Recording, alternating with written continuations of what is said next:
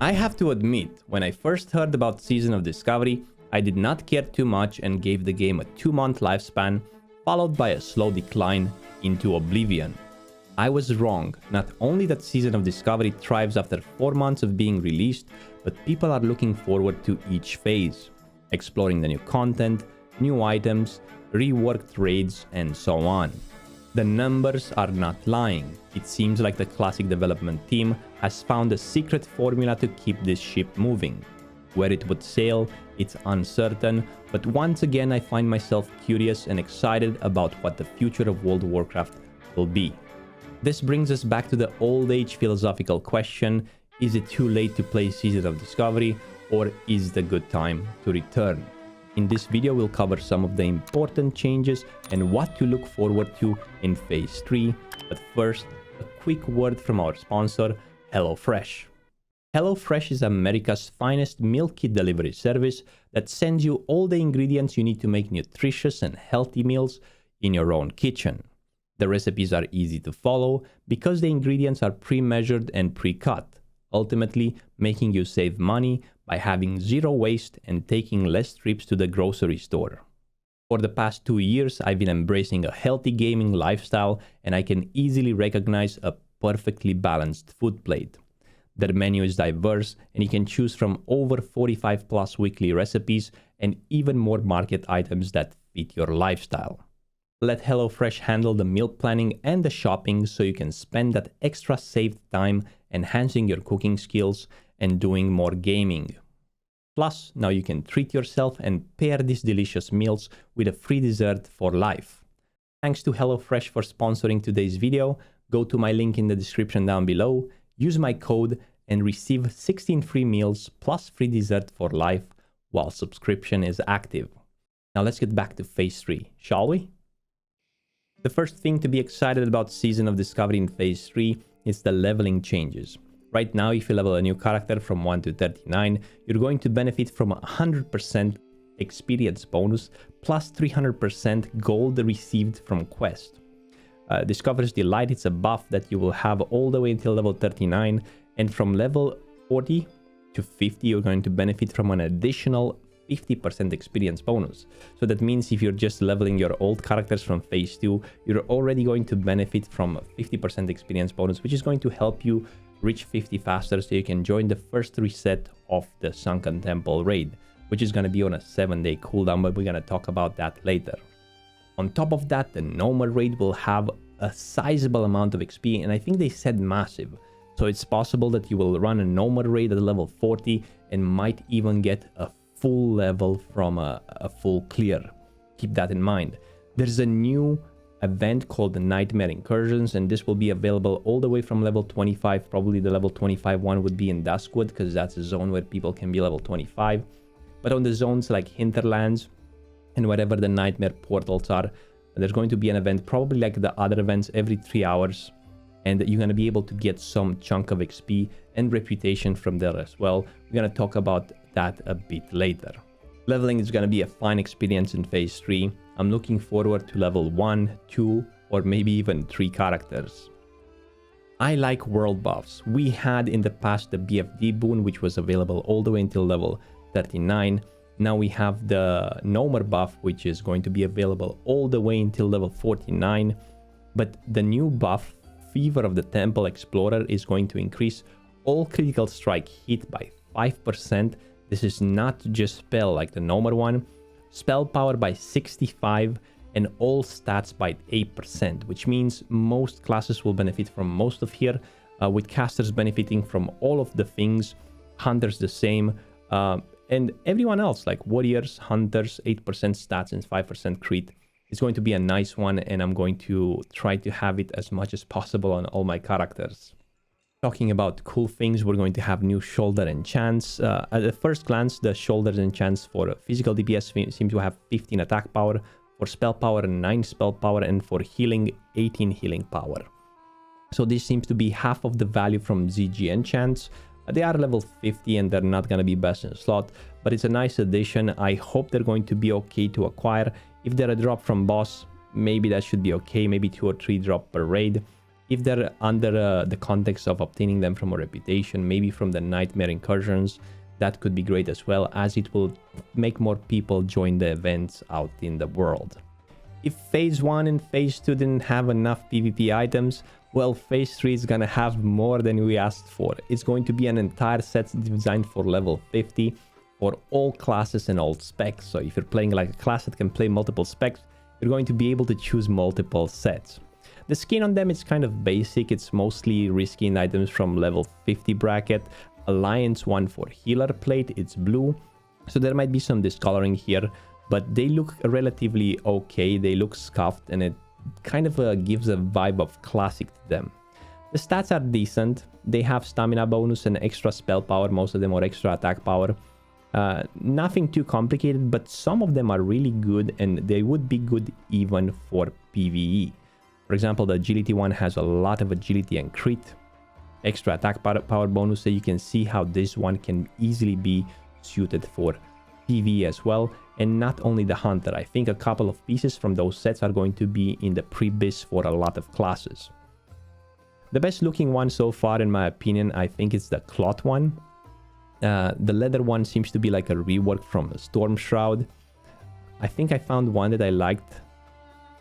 This one for the healing druid. Looks pretty cool. It does have like a green tent, like a phase 3 vibe to it. But definitely the best looking one is the caster one, which is a full black set with a hat. They definitely nailed this one here. Unfortunately, the mage one does lack a bit of spell power, but keep in mind that those are not the final versions. Those are just like the first draft. Probably we'll see them a bit different in their final form. Although in order to get those sets, you're gonna need to have a rank 7, I think. Each rank you get 2 pieces, 5, 6, and 7. So in order to get from rank 1 to rank 7, you're gonna need like probably over 100,000 honor. Some people are saving already like honor doing the Blood Moon event in Stranglethorn. I don't think they're going to be that hard to acquire. Probably you're gonna be able to get them in the first or even second week of the phase 3 with a bit of work. Sunken Temple will be on a 7-day cooldown, 20-man raid, but it's gonna have way more loot than Nomad, and Blizzard said that the mobs will drop, like the bosses will drop more loot than Nomad, double the amount of loot. I want to point out a couple of items. There's so many, there are hundreds, we wouldn't have time to go over them, but the ones that I kind of enjoy, there's a nice 2-handed sword, Chieftain's Bane, which looks kind of like a Minecraft sword. It has 52 damage per second on a 350 speed, 35 strength and 1% crit. The stats are beautiful on it. But then we move to a nice stuff, and I think it's going to be important here for fire mages. For me, I'm getting excited. The Spire of Hakari Worship, which has 19 spell power and 2% crit, which makes it great for fire. I'm looking forward to get this one. Something that we saw earlier here is the Tail of Ekranios, which will probably be a sword in the game, but I don't think it's going to have these stats. Normal stats on this weapon is exactly a copy from Obsidian Edgeblade from Molten Core, which is the level 60 item. Maybe they will leave it like this, but I have my doubts. We'll see if it's gonna be like this in the game. I think the stats are not final on those. In terms of modified weapons, we're going to have Dragon's Cry from the last boss in Sunken Temple. Ekranios is going to be like a mini Crawl Blade. It doesn't seem to be unique equipped, so some people will be able to wield 2 of them. However, the 260 speed, not sure for how many classes is going to be good. We're going to have a degraded Dire Nail, which is a dagger. You could combine this one with the one from the Blood Moon event, which we're going to talk about it later. And let's move to the important one here, the Cobra Fang Claw, which is a set of 2 weapons. The main hand has a 260 speed, and the offhand has a 150 speed. Good stats on both of them. Chance on hit to proc poison on the offhand, but the main hand will have an extra attack on your next swing. I think this set is going to be beautiful for a lot of classes. Let me know in the comments below if you're looking forward to get this set for your class and what class you're playing. Some people are saying that it's not good for Hunter because of the offhand speed and the main hand speed, because the attack power is normalized, but I think I would like it on my melee Hunter as well. You also get the extra attack swing plus a chance when you hit with ranged or melee damage, to infuse the wielder with the Blessing of the Serpent, and increase attack power by 150 for 12 seconds. A 3% chance with a 2-minute cooldown.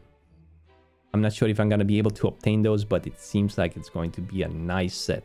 It's probably a reskin from ZG, but yeah.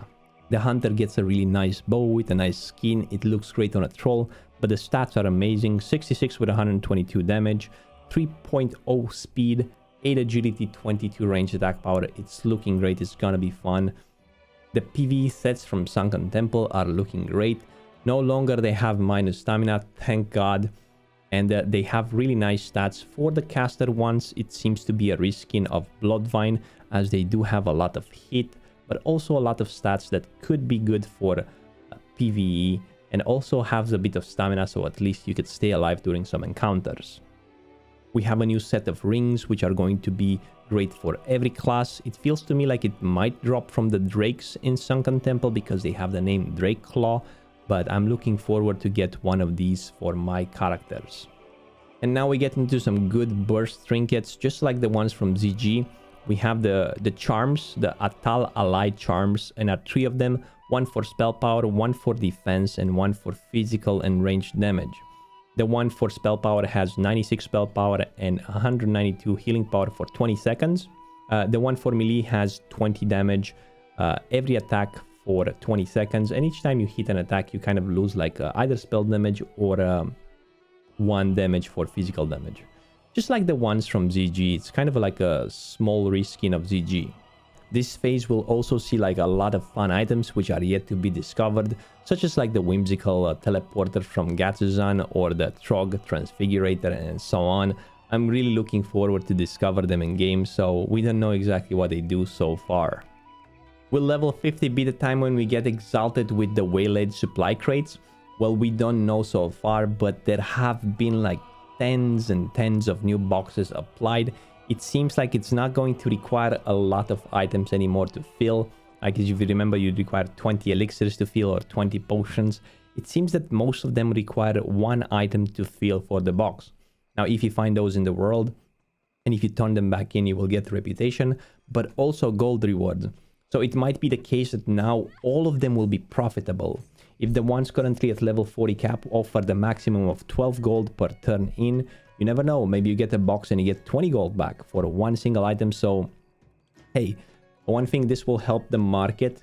People will put more things into the auction house, and also it will help you get some extra gold, maybe for that level 60 mount. Maybe we'll get a new exalted reputation. I'm actually looking forward to see exactly how the Waylaid supply boxes will turn, but it seems like they put some work into them.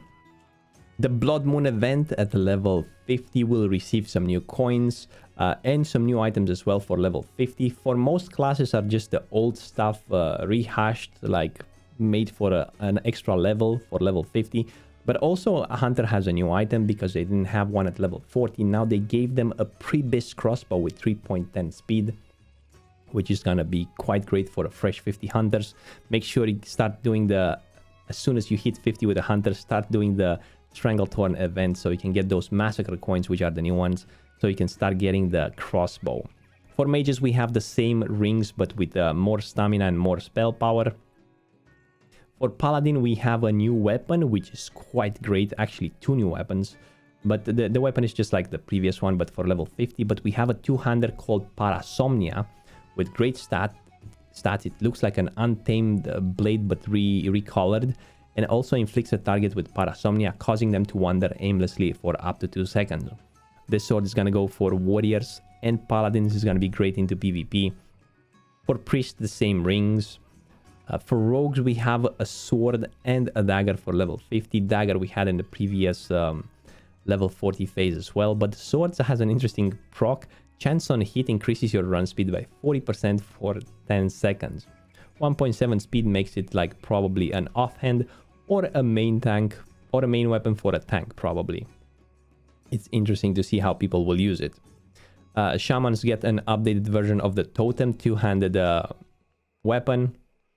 Warlocks get rings again, fire spell and shadow spells. The warrior receives like some of the most changes here. They get a throne weapon which has well, it's a thrown weapon that it's permanent, basically, which is new for Classic. And also it has a use effect where it hurls a spear at the target, immobilizing them for 5 seconds. That's gonna be quite interesting to see some people, some warriors trying to chase with the big... It's gonna be hard to choose what to wear because you have 3 viable options here. You have Parasomnia, which is a 2-handed weapon. You have a shield that when struck in combat by casters has a 5% chance to silence them for 3 seconds. And I guess the warriors will have to make multiple macros because all of them can be swapped because they're weapons and used at any given time. I think warriors probably got the most out of the event as all 3 of them are great.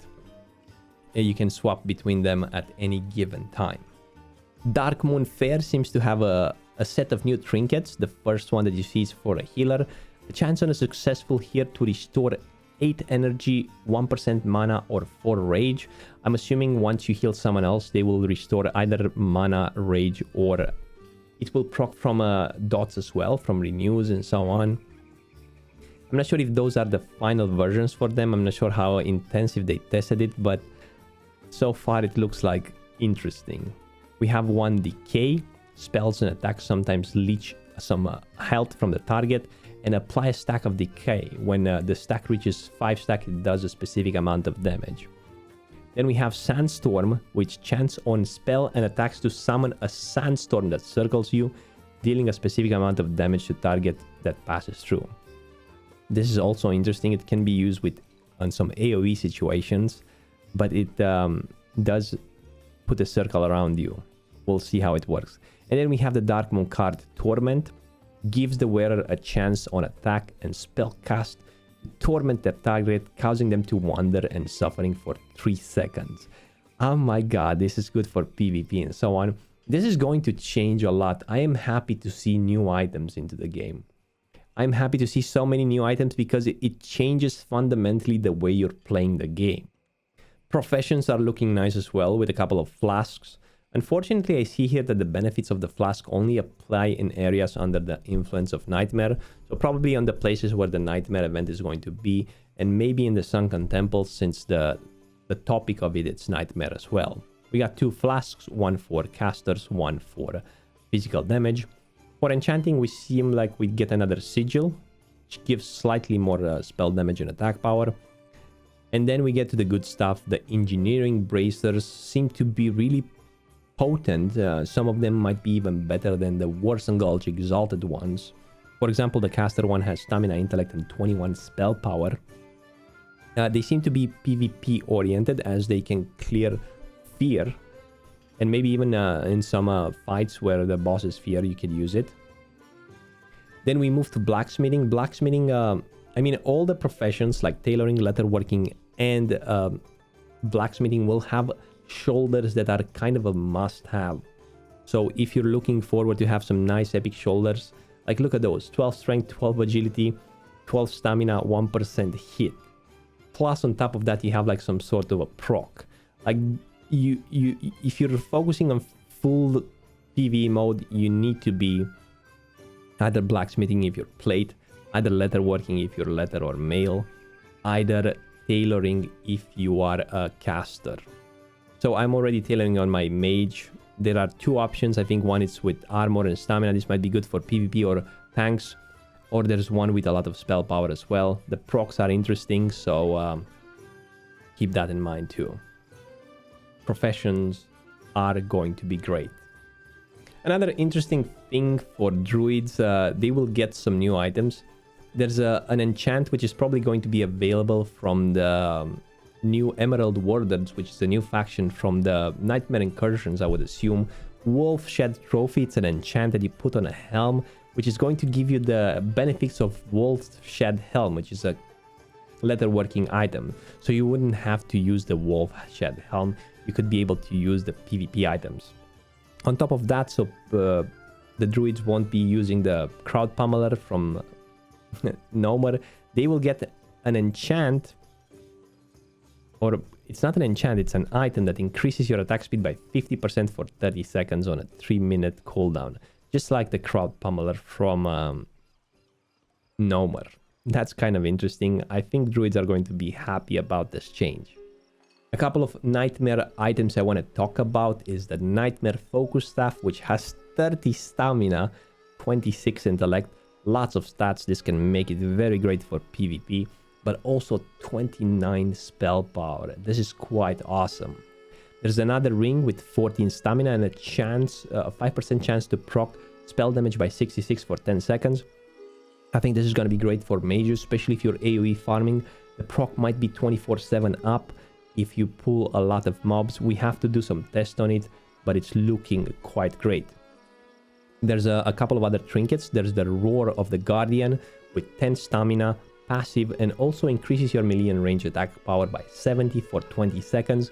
In short fights, this might be a beast trinket right here. And also we have one for healing. And we have a lot of other items that we can't just have enough time to cover them. Some of them are situational, some of them are for PvP or for grinding. Some of them, like for example, the Anguish of the Dream, increases damage and healing of your next attack, ability, or spell by 40 if you kill a target that gives experience or honor. This can occur every 10 seconds. So definitely lots of things from the Nightmare Incursions as well. Also, you have like a PvP set, which is slightly less than the PvP set you get from Honor. Slightly worse, like 80% of the stats that the PvP set has. There would be so many more things to talk about. The runes, each class gets like new runes, one for the helm, one for the bracers, but at the same time some classes get their spell modified. The runes are too many to go over through them, but I'll let you to discover those. It's going to be definitely fun. I'm just afraid that we're gonna have too many key bindings and no place to put the spells anymore. Let me know in the comments down below what gets you most hyped for Phase 3. Leave a like and subscribe if you haven't so far. If you have more questions or just want to be entertained, find me live at twitch.tv/Frostadamus. Thanks for watching. Until next time, stay frosty.